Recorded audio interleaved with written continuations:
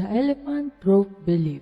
A gentleman was walking through an elephant camp, and he spotted that the elephants weren't being kept in cages or held by the use of chains.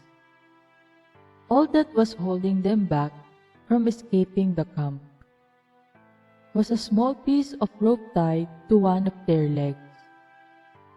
As the man gazed upon the elephants, he was completely confused as to why the elephants didn't just use their strength to break the rope and escape the camp.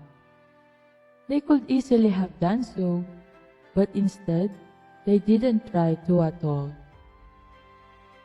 Curious and wanting to know the answer, he asked a trainer nearby why the elephants were just standing there and never tried to escape. The trainer replied, "When they are young and much smaller, we use the same size rope to tie them, and at that age, it's enough to hold them.